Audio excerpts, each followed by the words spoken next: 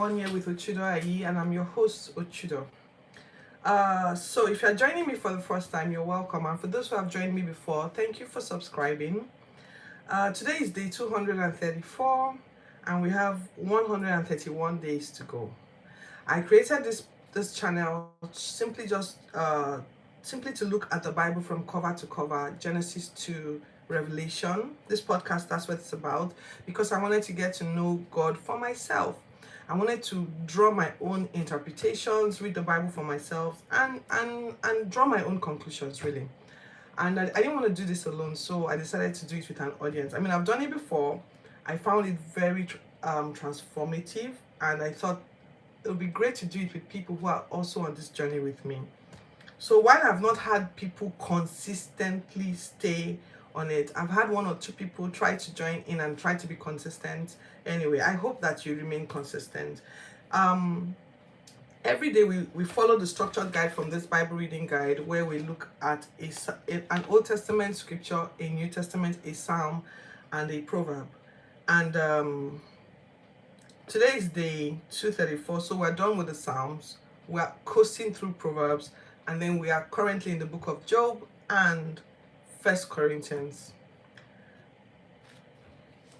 I put the scriptures that we read in the description box below so that you can know the scriptures that we read. And if you are also going through your Bible in 1 year plan, you can leave something in the comments below to let me know what you think. And you're welcome to disagree with my interpretation. Hopefully we'll just have different perspectives that all enrich the conversation. All right, so we are in the second day of Job. We're in Job chapters 4 to chapter 7, verse 21. I see you and welcome. Let me know where you're watching from.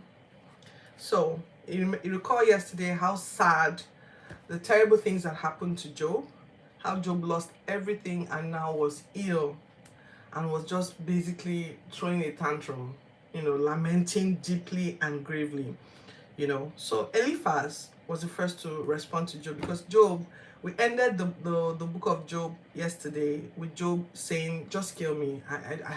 Why did you even give birth to me if you're going to just lace my life with all this sorrow? So Eliphaz was the first person to speak. He was like, allow me to speak, will you? And the tone sounded like, Job, keep quiet, you said enough. You used to encourage all of us. You were the one who strengthened us. You were the ones that encouraged us when we were weak and we had shaky knees. You were the one who always encouraged us. But now you're losing heart. Do you not fear God? Does your fear of God not give you confidence any longer? Does your integrity not give you hope? I'm like, as I was reading this thing, I remember thinking, am I seeing well, or is this guy like being insensitive? Anyway, stop and think about it. Do the innocent just or the upright just die like that? That's what this man was saying to Job. This is usually a harvest for those who have planted trouble.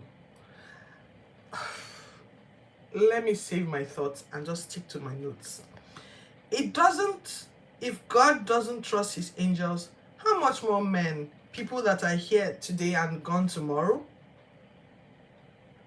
God just pulls the cords and the tent falls like a pack of cards. Which angel can help you as you are crying for help now? You are crying. I've seen fools successful, and I've also seen fools come to sudden disaster. Their kids abandoned and crushed in court. Lots and lots of things said in between there. People are born for trouble. Job, people are born for trouble.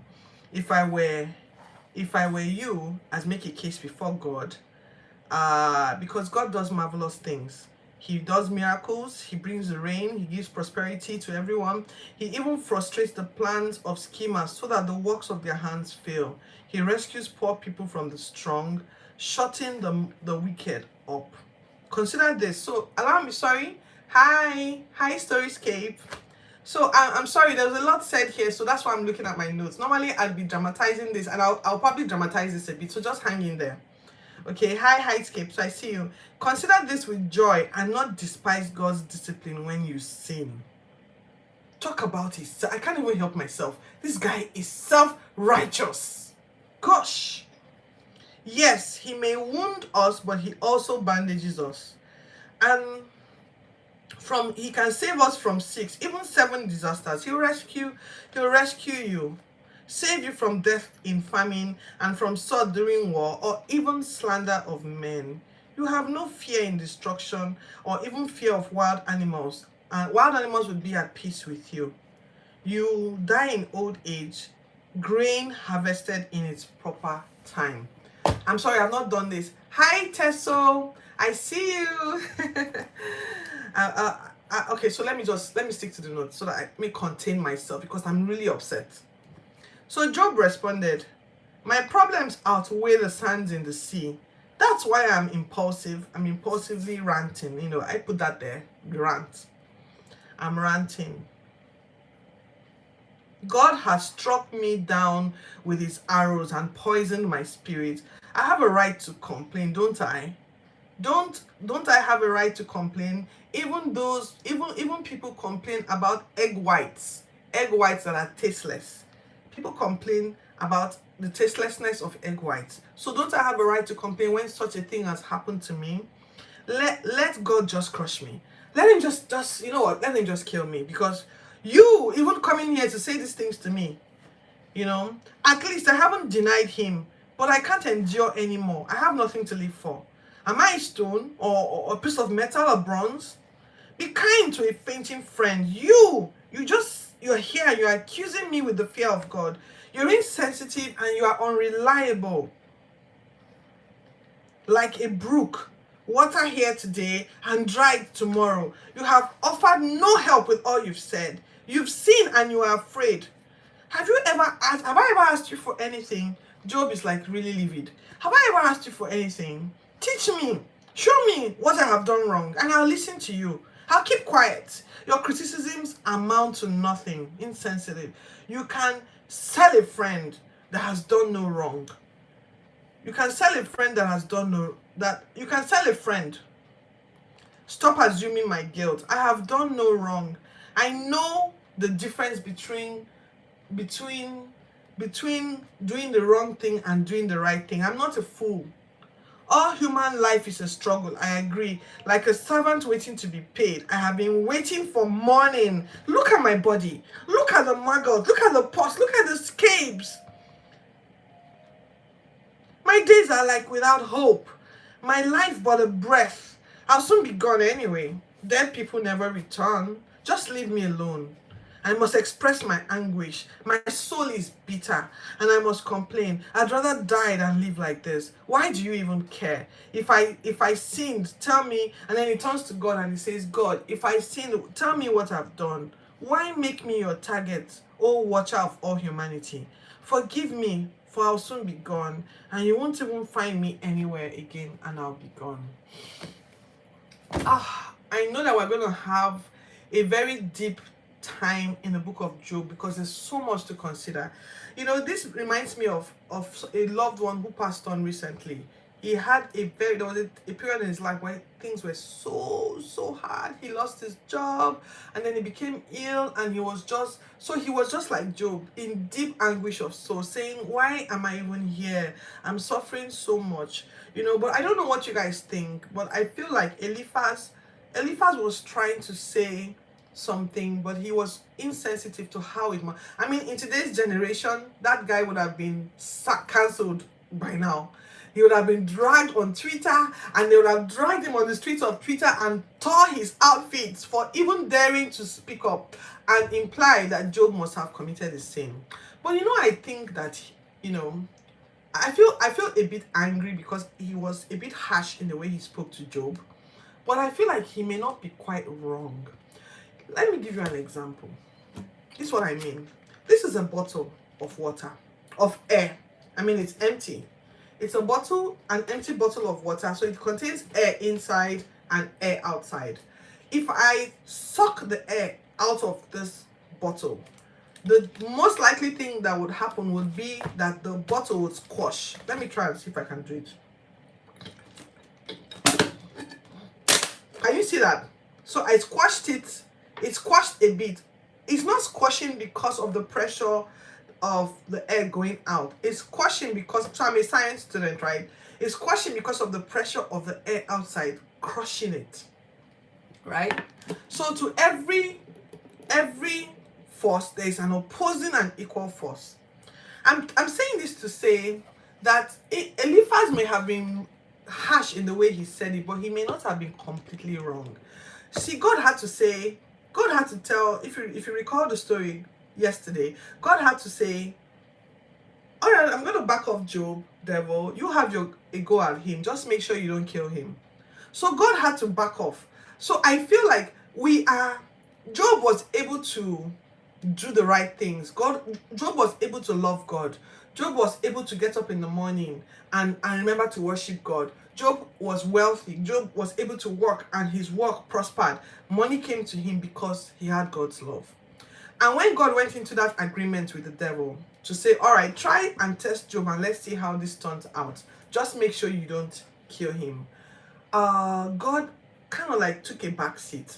And so that backseat to me is like saying that the air left the room. The air, like God withdrew some of his breath and the devil crushed in on Job on every side. So I feel like when God takes a backseat, Job might naturally have done something that God had been shielding him from. And so when he took a backseat, that thing began to speak. And that's the excuse the devil needed to completely crush Job. I hear people have these arguments, and I tend to think, that there may be some truth to it. That no one is completely besieged with stuff like this if there's not a reason for it.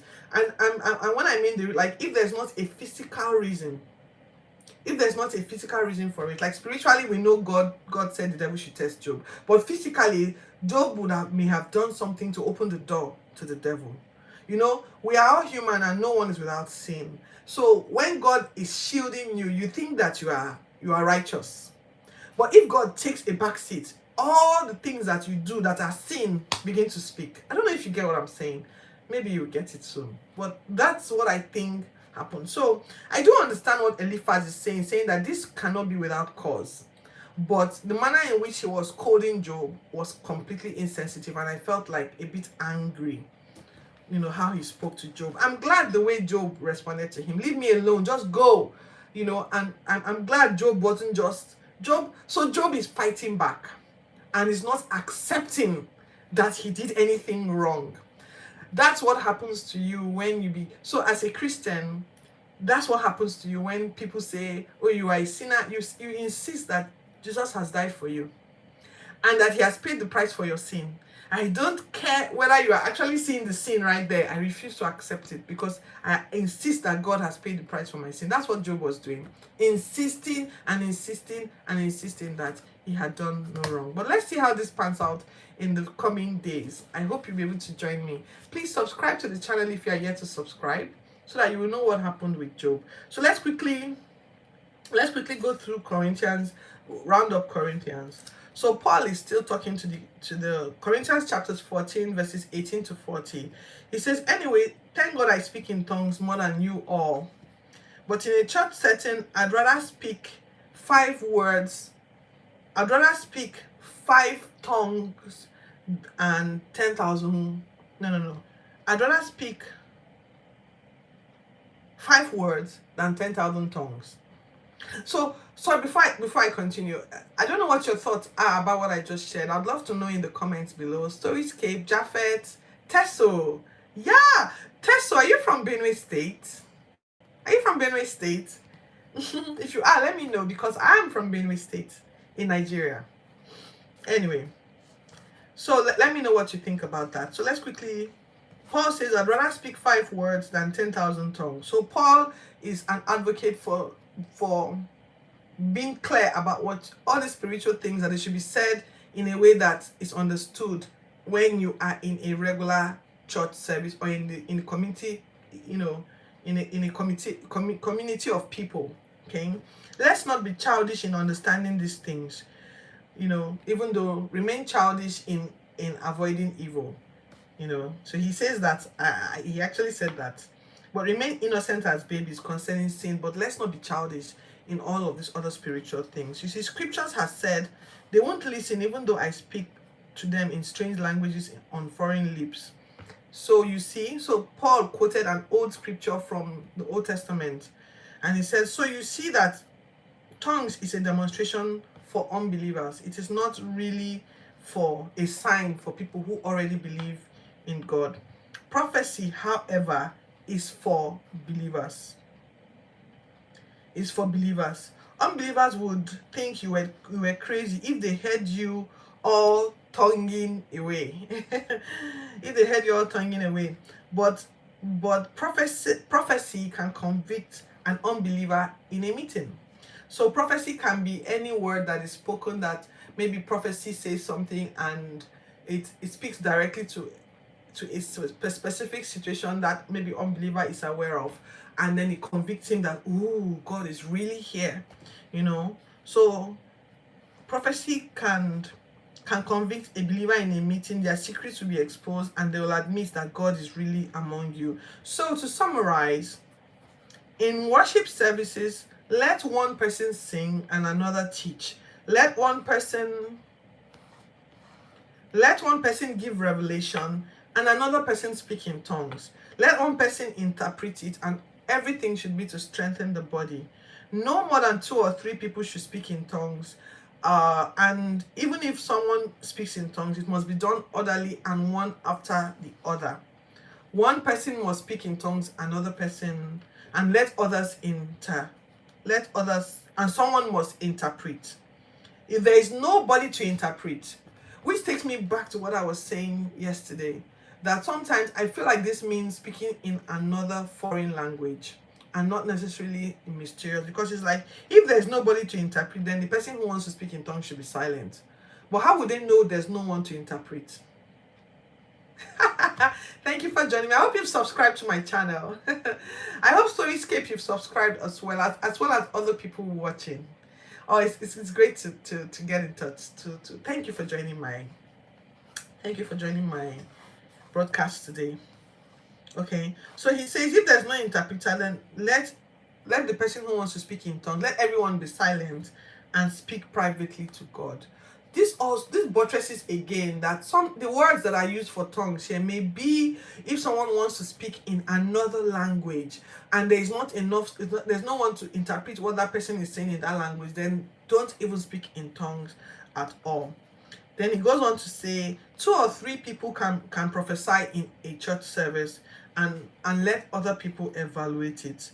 One prophesies, another person shares the revelation of that prophecy. Take turns, all of you, so that you can all learn and be encouraged. People who prophesy are in control of their spirits. So don't allow, because you can prophesy, your spirit will run away with you. Have you met people who just get carried away? Nobody should get carried away. That's what Paul is saying here.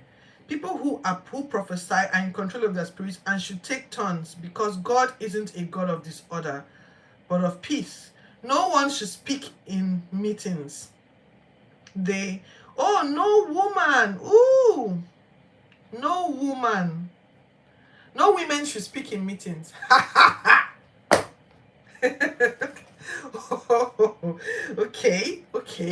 Okay. No woman should speak in church meetings. They can ask their husbands at home, but should be submissive, just as the law says. For it is improper for them to speak in church meetings. Or do you think do you think, so this is Paul, and I think that when Paul said that, people resisted it immediately, because look at what he said afterwards. He said, do you think, so normally I like to lace these things with Nigerian humor, but today no Nigerian humor. He says, do you think that the church started in Corinthians, or you are the only ones who are getting the revelation of God, or do you think you're the only ones that are prophets?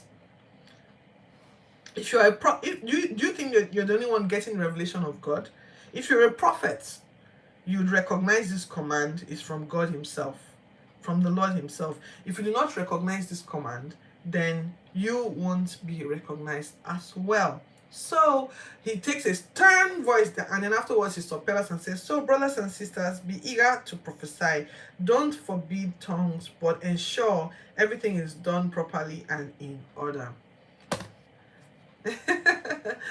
Thank you for joining me. I'm glad you're enjoying it. So, controversy again. So this issue of women, Paul seems to have an issue with women being very, very verbose in church. And hi, Danilo, I see you.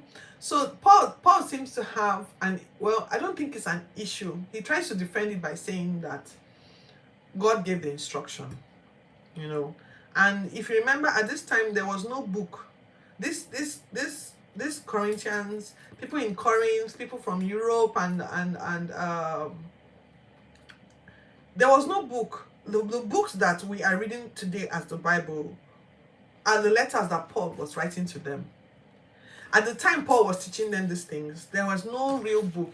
I don't know if they used the Torah, if they looked at the Torah and used the Torah as a guide. But then they were Gentiles. So talking to them with the Torah was completely, so they were, the conduct for worships and all of those things were being developed. So Paul was developing it. So I still believe that this was in context. I'm not sure if, because someone once said a long time ago, before I became a real serious Christian, of course this scripture was read then in the church I attended, and I didn't know what they were talking about. I didn't care what they were talking about. I just had the arguments about women and men. Women shouldn't teach in church, and someone said the reason was because the women were over flaunting it. Like in Corinthians, they were not like the Jews. So the Corinthians were more expressive. The women were, more expressive, And so Paul needed to bring some order. You see here, he was really focusing on order. So he needed to bring some order into the church. And then he said that let the women not teach in church. So I don't know. He said let the women not speak in meetings. So, but then he goes on to say, brothers and sisters, be eager to prophesy. So prophecy, is it not something that they do in church? They speak up in church and they speak in church. And then when they prophesy, then other people evaluate, and women and men were expected to prophesy. So what did he mean by women were not allowed to speak in meetings? What did he mean that women should not say a word at all during church services, or women should not teach? Anyway, that's what's written in the book of Corinthians. And so that brings our Corinthians to an end. So that's food for thought. What did Paul really mean here? I personally think that he just felt like let the men lead, and if you have a husband here, let the husband, if you feel like you have a question or you want to don't ask it during service or whatever, and let it be attended to at home. That's what I think. And if it was a hard line, like women were being treated as second-class citizens, I don't know, but I think that in context, Paul just wanted some level of order. This is a bit controversial, and in church today, so when I'm not on site or in the office, in church I teach in what is called the discipleship training school in my church. So it's called the DTS. So I teach in the DTS. So women, we have loads of women. In fact, my head pastor is a woman. After the death of her husband, she took on over as the head pastor, and she has really led with. So I'm not sure if there's a lot of explanation for why women are teaching in church today, and I don't want to go into those stories. This was what was written here, and then we'll leave it at that. So give me 10 seconds and we're done. Proverbs 21:27.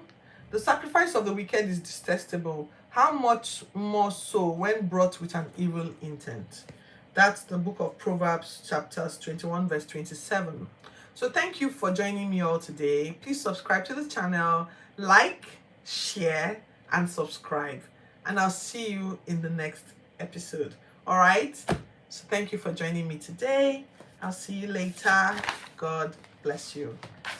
Thank you all.